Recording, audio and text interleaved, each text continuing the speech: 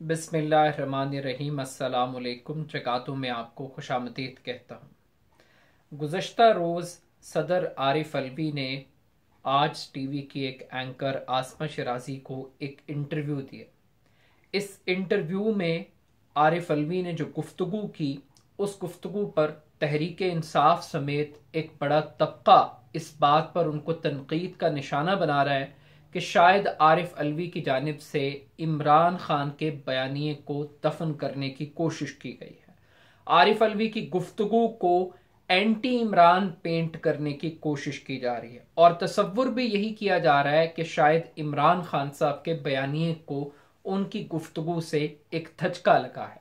बास हल्के ये भी समझते हैं कि सदर के ओहदे पर फाइज शख्स को सियासी गुफ्तगू करने से परहेज करना चाहिए, मगर मेरे ख्याल में आरिफ अलवी ने वही गुफ्तगू की जो एक ब्रोकर को करनी चाहिए, जो एक मीडिएटर को करनी चाहिए, जो एक सालिस के तौर पर फर्द को किरदार अदा करना चाहिए। वही गुफ्तगू आरिफ अलवी ने की। आप इस गुफ्तगू को इमरान खान के हक में देखना चाहें तो आपको बहुत कुछ सुनने को मिलेगा, और अगर आप इमरान खान के बयानिए की नफी देखना चाहें तो वो मवाद भी आपको आरिफ अलवी की गुफ्तगू में मिलेगा।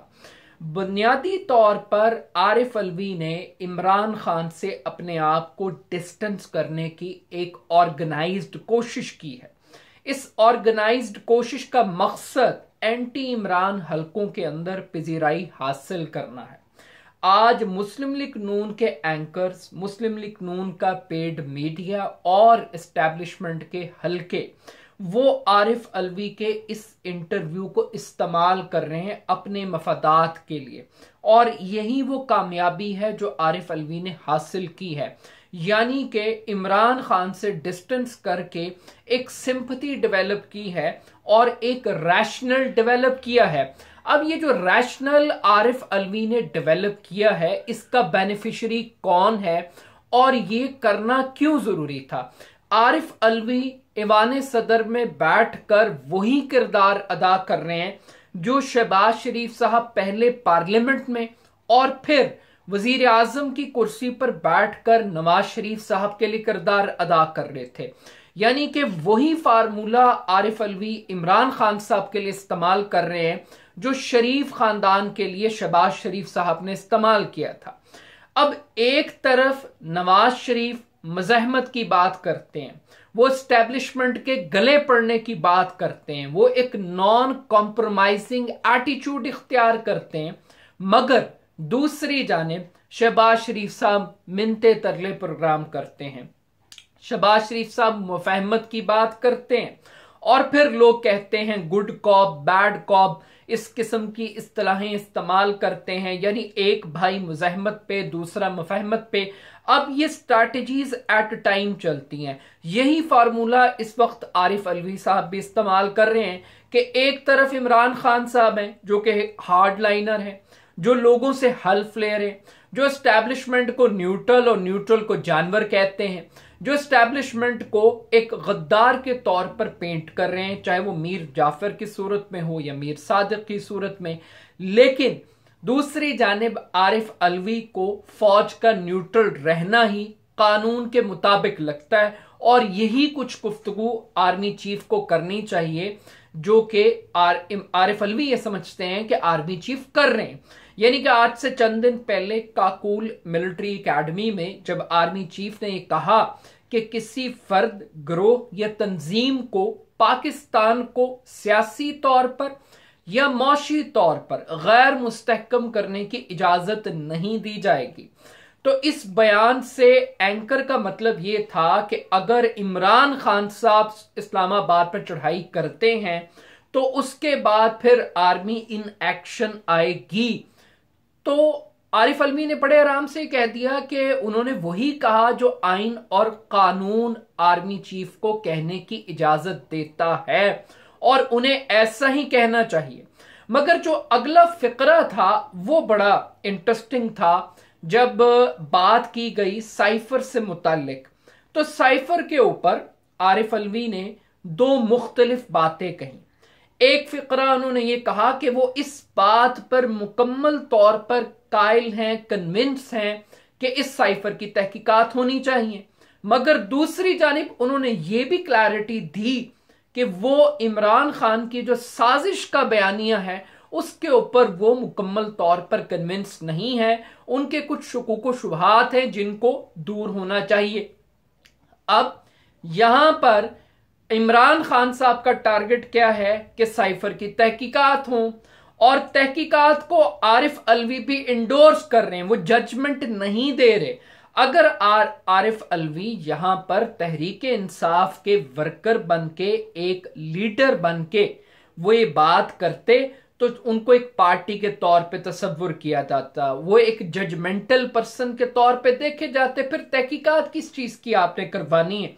अगर आपने प्री डिसाइड एक नोशन इख्तियार कर लिया है कि साइफर बुनियादी तौर पे है ही एक आलमी साजिश, तो फिर उसके बाद तहकीकात का मुतालबा तो फिर खत्म हो जाता है। तो आरिफ अलवी ने एक स्मार्ट मूव की, एक तरफ साजिश को एब्सोल्यूट टर्म्स में रियलिटी टाइम्स के अंदर एक्सेप्ट नहीं किया, लेकिन शुकूक व शुबहात का लफ्ज इस्तेमाल करके एक स्पेस क्रिएट कर दिया। अब इस पूरी स्पेस के दौरान एक और फैक्टर भी उनके सामने लाया गया। मिसाल के तौर पे वो ये फैक्टर था कि असेंबली से इस्तीफे देने का मुतालबा और जो कार्रवाई इमरान खान साहब ने की, उन्होंने कहा कि ये खान साहब की फ्रस्ट्रेशन थी और उनका जाती फैसला था। अगर उनसे पूछा जाता तो उनकी राय मुख्तलिफ होती। अब ये जो राय मुख्तलिफ होती और लफ्ज फ्रस्ट्रेशन इस्तेमाल किया गया, ये क्यों किया गया? मकसद ये है कि किसी तरीके से आज भी तहरीक इंसाफ को पार्लियामेंट्री डेमोक्रेसी में लाने की कोशिश की जा रही है। ये कोशिश की जा रही है कि किसी तरीके से तहरीक इंसाफ को एक फेस सेविंग दी जाए, और ये फेस सेविंग पाकिस्तान की जुडिशरी भी दे रही है। यही फेस सेविंग क्रिएट करने की कोशिश की जा रही है कि तहरीक इंसाफ के अंदर भी एक तबका ऐसा है जो असेंबली की अफादियत को एक्सेप्ट करता है। मगर आरिफ अलवी ने जाते जाते एक आखिरी बॉल पर एक यॉर्कर भी मारा है। वो यॉर्कर बुनियादी तौर पर यह है कि आर्मी चीफ की जो तैनाती है उस पे वो एक वसी मुशावरत की बात कर रहे हैं। अब वसी मुशावरत से उनकी मुराद क्या है? उसकी मुराद एक एग्जाम्पल जो कि एंकर के ही सवाल में से उन्होंने क्रिएट की, वो ये थी कि अगर आर्मी चीफ की तौसी के मामले पर ऑपोजिशन और हुकूमत के दरमियान एक ग्रेटर अंडरस्टैंडिंग डेवलप हो सकती है, तो नए आर्मी चीफ की तैनाती के ऊपर भी कानून इस बात की मुमानियत नहीं करता कि किसी को रोका जाए। तो ये एक तरह की उन्होंने ये मैसेज कम्युनिकेट किया कि अगर आप इस मुशावरत में इमरान खान साहब को शामिल कर लें या आप तहरीक इंसाफ के लोगों का नुक्ता नजर भी शामिल कर लें, तो एक बेहतर ऑप्शन क्रिएट हो सकती है। तो ये एक अपॉर्चुनिटी के तौर पे इस्तेमाल किया गया।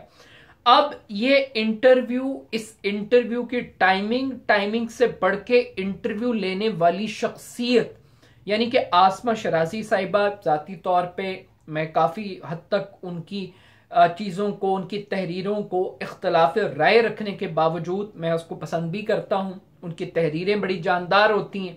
भले से उनका टिल्ट बज़ाहिर ये लगता है कि उनका जो झुकाव है वो नून लीग की तरफ है या वो शरीफ फैमिली की तरफ उनका टिल्ट ज़्यादा है, मगर इसके बावजूद जिस तरीके से आरिफ अलवी ने इस इंटरव्यू को इस्तेमाल किया है अपने आप को एस्टैब्लिशमेंट के करीब लाने के लिए और अपने आप को ये कवर देने के लिए, कुशन क्रिएट करने के लिए कि वो आज भी इमरान खान साहब और एस्टैब्लिशमेंट के दरमियान एक ब्रिज का किरदार अदा कर सकते हैं।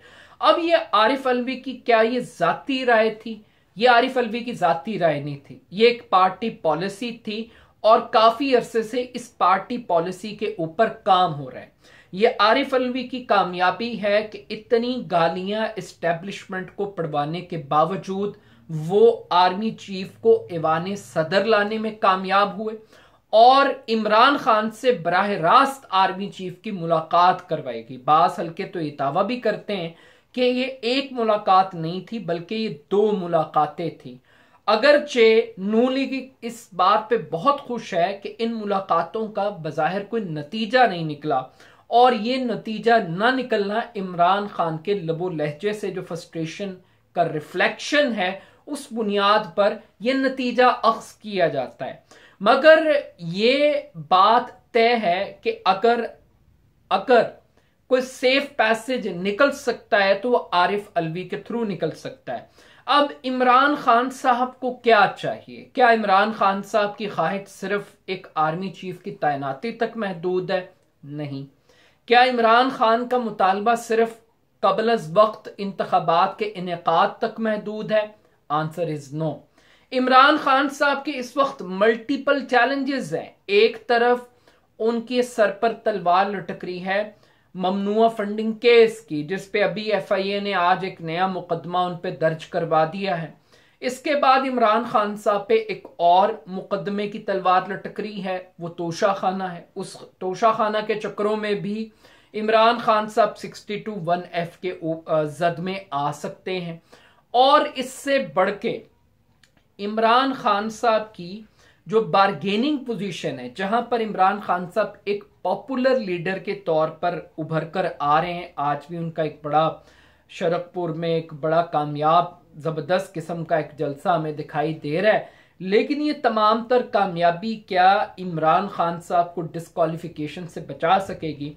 तो अब इस पूरी बार्गेनिंग सिचुएशन के अंदर आरिफ अलवी और ईवान सदर का रास्ता, ये किसी ना किसी हद तक कुछ ना कुछ रिलीफ इमरान खान साहब को दिलवा सकता है।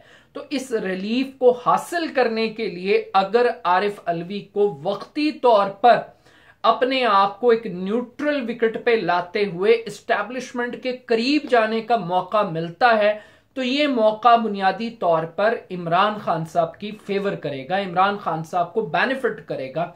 और ये इमरान खान साहब भी यही चाहते हैं कि उनके लोग एस्टैब्लिशमेंट के साथ जुड़ें। अब एस्टैब्लिशमेंट के साथ जुड़ने के लिए एस्टैब्लिशमेंट की जुबान बोलनी पड़ेगी, खान साहब को भी तनकीद करनी पड़ेगी। तो ग्रेटर कॉज के लिए अगर आरिफ अलवी शहबाज शरीफ का रूप धार लेते हैं मुफाहमत के लिए, तो इसके अंदर क्या हर्ज है, क्या मजायका? बाकी मियां साहब वो कहते हैं कि सांप को जितना मर्जी दूध पिला लो उसकी खसलत तो नहीं बदलती। अब मियां साहब बड़ी बड़ी ड्रामाई किस्म की प्रेस कॉन्फ्रेंस से कर रहे हैं मुस्लिमों वाली, वो एक सवाल उठा रहे हैं, और सवाल ये उठा रहे हैं कि उनके 5 साल जो जाया किए गए उसका जवाब कौन देगा।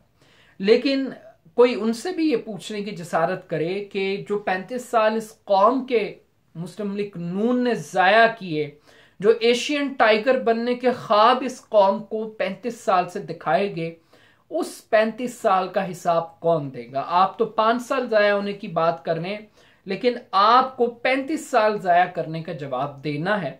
तो अपना फीडबैक मुझे जरूर दीजिएगा। मेरे YouTube चैनल को जगादो को जरूर सब्सक्राइब कीजिएगा। बहुत शुक्रिया। अल्लाह हाफिज।